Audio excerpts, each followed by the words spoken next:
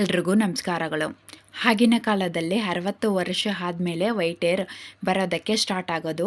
ಇವಾಗ ಬಂದಿರೋ ಆಹಾರ ಬದಲಾವಣೆ ಆಗಲಿ, ಪೊಲ್ಯೂಷನ್ನಿಂದ ಆಗಲಿ, ಆಲೋಚನೆಗಳಿಂದ ಆಗಲಿ, ಬಿಸಿಲು ತಾಕಿಲೋದ್ರಿಂದ ಆಗಲಿ, ವಯಸ್ಸು ಆಗಿಲ್ಲೇ ಚಿಕ್ಕವರಿಂದಲೇ ಬಿಳಿ ಕೂದಲು ಬರೋದಕ್ಕೆ ಅವಕಾಶ ಜಾಸ್ತಿ ಕಾಣುತ್ತೆ.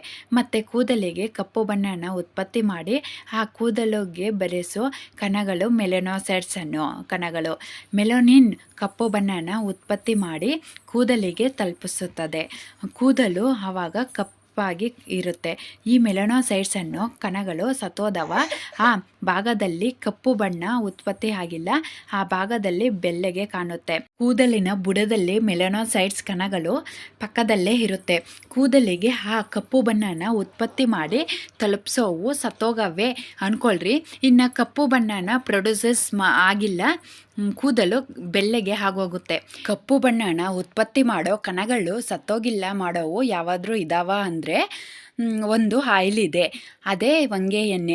ಈ ಹೊಂಗೆ ಎಣ್ಣೆ ಬಿಸಿ ಮಾಡಿದಾಗ ಇದರಲ್ಲಿ ಇರೋ 5 ಥರದ ಒಳ್ಳೆ ಪವರ್ಫುಲ್ ಕೆಮಿಕಲ್, ಇದರ ತಯಾರಿಯಲ್ಲಿ ಈ ಆಯಿಲ್ ಬಿಸಿ ಮಾಡಿದಾಗ ಈ 5 ಥರದ ಬಯೋ ಆ್ಯಕ್ಟಿವ್ ಕಾಂಪೌಂಡ್ಸ್ ಆ್ಯಕ್ಟಿವ್ ಆಗುತ್ತೆ. ಅದಕ್ಕೆ ಈ ಆಯಿಲ್ನ 3 4 ಡ್ರಾಪ್ಸ್ ತಗೊಂಡು 2 ml ಆಗಲಿ ಇಲ್ಲ 3 ml ಆಗಲಿ ಕೊಬ್ಬರಿ ಎಣ್ಣೆ ಜೊತೆಗೆ ಕಲಸಿ ಅದನ್ನು ಕೂದಲಿಗೆ ಚೆನ್ನಾಗಿ ಹಚ್ಚಿದ್ರೆ ಆ ಕಮ್ಮಿ ಡೋಸ್ ಸರಿ ಹೋಗುತ್ತೆ. ಕೂದಲು ಬುಡದಕ್ಕೆ ಈ ಹೊಂಗೆ ಎಣ್ಣೆ ಕಪ್ಪು ಬಣ್ಣ ಉತ್ಪತ್ತಿ ಮಾಡೋ ಕಣಗಳು ಮೆಲನೋಸೈಟ್ಸ್ ಸತ್ತೋಗಿಲ್ಲ ಥರ ಈ ಆಯಿಲ್ ರಕ್ಷಣೆ ಮಾಡುತ್ತೆ ಅಂತ ಸೈಂಟಿಫಿಕ್ ಆಗಿ ಪ್ರೂವ್ ಮಾಡಿದ್ದಾರೆ.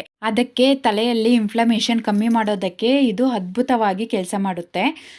ಸಾಮಾನ್ಯವಾಗಿ ಇದನ್ನು ಸೋರಿಯಾಸಿಸ್, ಸ್ಕಿನ್ ಅಲರ್ಜಿ, ಕೆರೆತ ಬರೋರು ಹಚ್ಕೊತಿರ್ತಾರೆ. ಅದಕ್ಕೆ ತಲೆಗೆ ಹಚ್ಚೋದ್ರಿಂದ ಕೆರೆತ ಇನ್ಫೆಕ್ಷನ್ ಕಮ್ಮಿ ಆಗುತ್ತೆ. ಕಪ್ಪು ಬಣ್ಣನ ಉತ್ಪತ್ತಿ ಮಾಡೋದ್ರಿಂದ ಬಿಳಿ ಕೂದಲು ಬೇಗ ಬರಿಲ್ಲ ಇರುತ್ತೆ. ಈ ಥರದ್ದು ಈ ಹೊಂಗೆ ಎಣ್ಣೆ ತರಿಸ್ಕೊಂಡು ಬಳಸ್ಕೊಂಡ್ರೆ ತುಂಬ ಒಳ್ಳೆಯದು ಅಂತ ಹೇಳ್ತಾ ಮುಗಿಸ್ತಿದ್ದೀನಿ.